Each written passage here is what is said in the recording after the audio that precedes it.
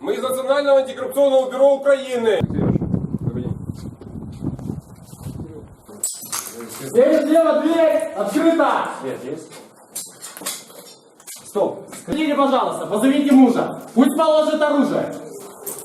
Тихо, не плачьте, все законно. Позовите мужа. Сюда подойдите. Тише, не плачьте. Аккуратно, аккуратно, аккуратно. Проводится видеосъемка. Стой, дядя, давай полный Положите оружие. Девушка, пусть он положит оружие, я не хочу жертв. Мы все равно в доме. Работает Национальное антикоррупционное бюро.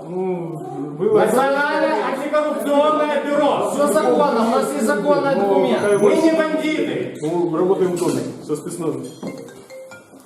Александр Николаевич, я последний раз предлагаю вам добровольно положить оружие и сдаться. В случае невыполнения... Аккуратно! 03.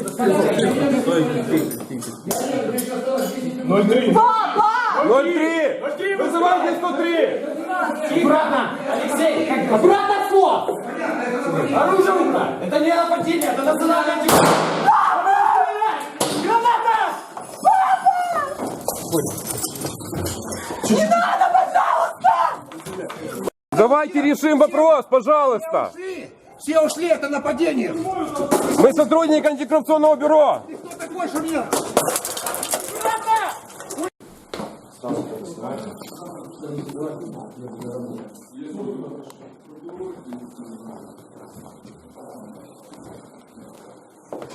Да.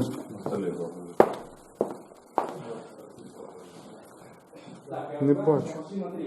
Чуєте? Да. Хто бачив ствол?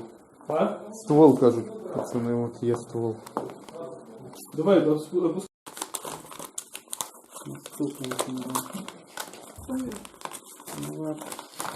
Там тоже время.